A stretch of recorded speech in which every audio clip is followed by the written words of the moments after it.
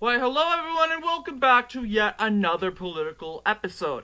So, I'm going to scroll down here. This is the 2024 United States elections. I'm going to go down, and you're going to see a couple blank spaces. This here is Arizona incumbent Kirsten Sinema, who is now an independent, and Just King, who is running. I believe he's up for re-election in 2024, Bernie Sanders, and then we have this little area. And if you guys are unaware, Nebraska will have a special election. So basically, 2 Senate districts are up for election in 2024. But why? Well, it is very not talked about. So I was surprised to see about this. So I'm going to read about this right here. The 2024 United States Senate special election in Nebraska will be held on November 5th, 2024, to elect the Class 2 member of the United States Senate from Nebraska to complete the term of Ben Sasse, who will resign on January 8th, 2023, to become the president of the University of Florida. An interim appointee to replace Sasse until the special election will be chosen by incoming Governor Jim Pillen at the start of the 118th United States Congress. So this means Nebraska is going to have a new senator, but it's all up to the governor-elect, Jim Pillen, or as he is called, to choose. And so basically, one thing you need to know about Jim Pillen is he is a Republican, okay? Nebraska is a very good, safe Republican state. However, all it takes is one guy, Jim Pillen. And it really, if we could reflect on his views, and Jim Pillen, he is a coach. Let's see here. He's a career history.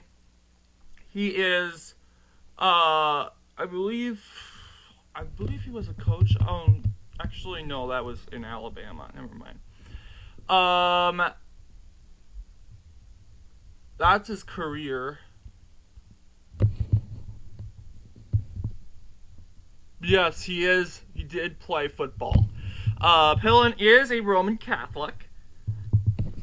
So the question is, will Pillen pull a rhino and choose a Democrat? Or will Pillen follow his party's lead and choose a Republican to fulfill that little incumbency in Nebraska? So, one thing we need to know is Nebraska Senate seat. There is no race upcoming. Like you said, the governor gets to choose. Nebraska gets to choose. The governor-elect gets to choose who the next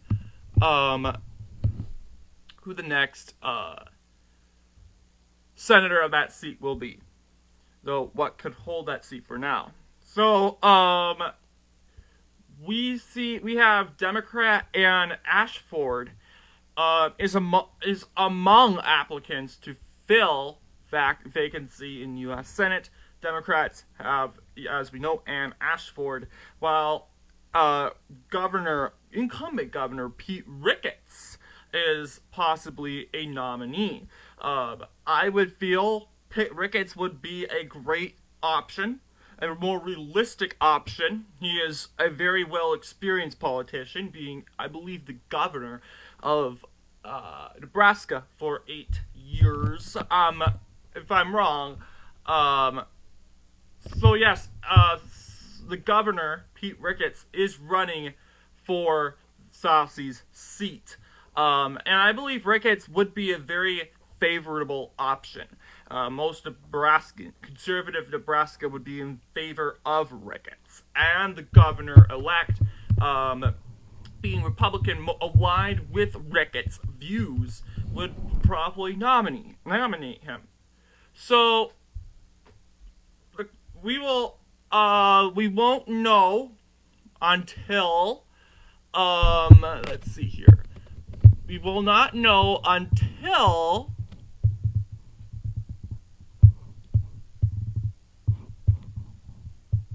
uh January 8th.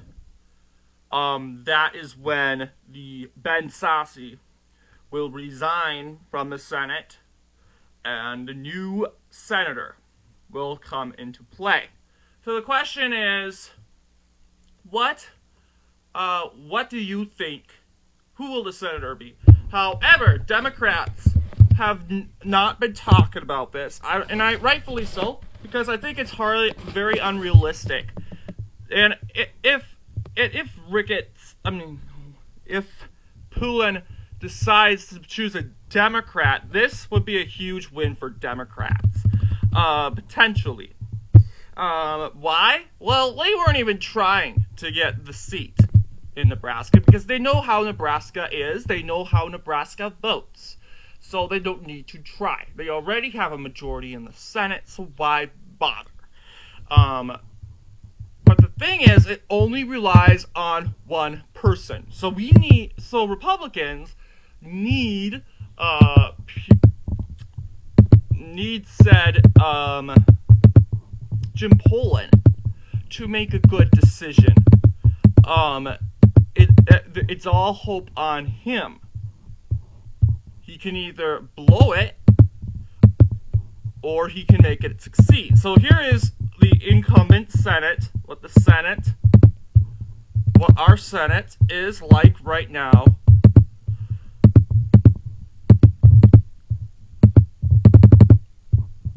New York, Pennsylvania has 2 Democrats, 1 Democrat in West Virginia, 1 Republican. Virginia has 2 Democrats. North Carolina, 2 Republicans. So yeah, it's pretty divided here. Our Senate, a decisive play.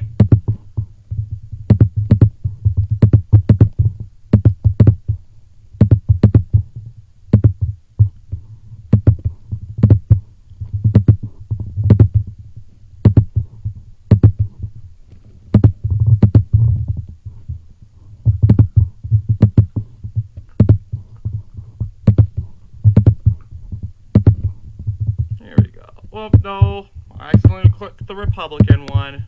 My bad.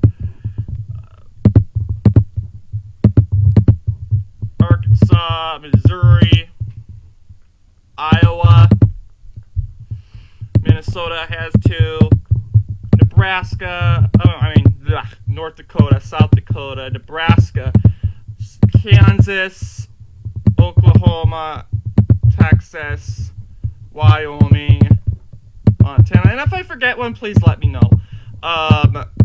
Obviously, it should be a 51 here.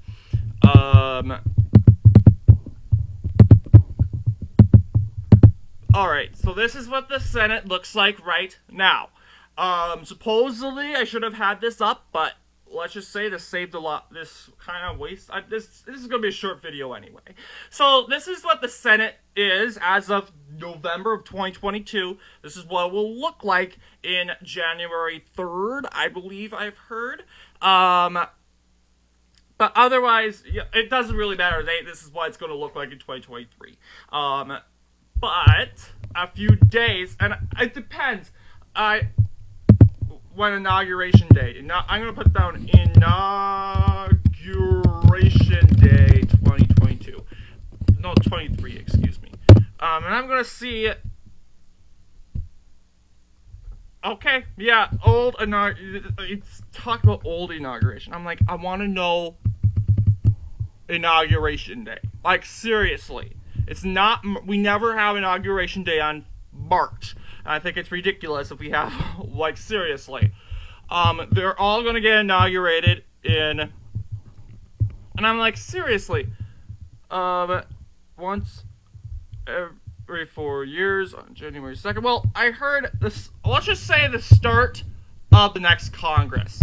when the start of the next Congress is. It should say right here, the 119th Congress, when that will take place. When will that start? It really should tell us, going all the way down here,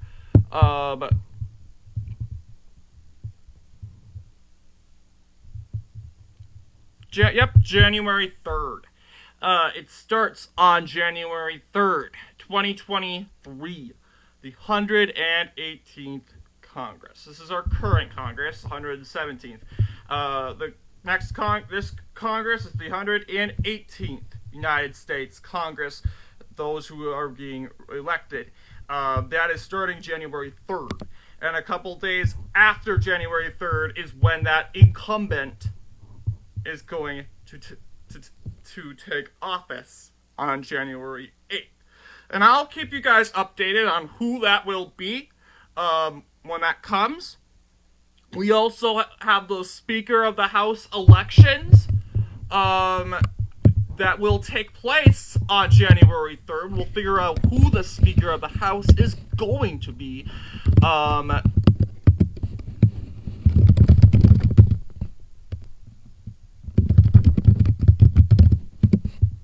Speaker of the House election. So yeah, well, it's going to tell us here. Yeah, that's 2021. I'm like, what? How did Nancy get here? So yeah, 2023. It's to be determined. But honestly, I do think McCarthy's going to get it. Okay. I've not heard much of Hakeem Jeffries. McCarthy's probably going to get the nomination. I mean, win this a little election year, because guess what? We don't get to vote in this election. The Congress does, right? When the House of Representatives does. So right when they give the oath of office, the first thing they do when serving their next term in office, their new term in office, they vote.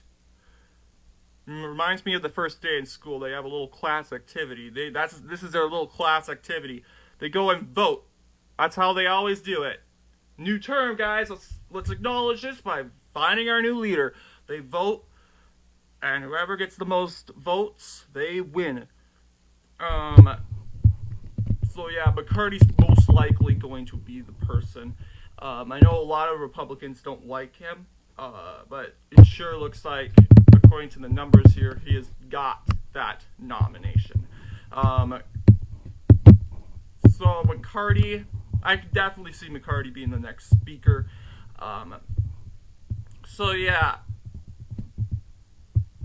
we'll keep you all updated on the Nebraska seat and what it will look like. Alright, thank you all for watching, and I'll see you guys in the next political episode.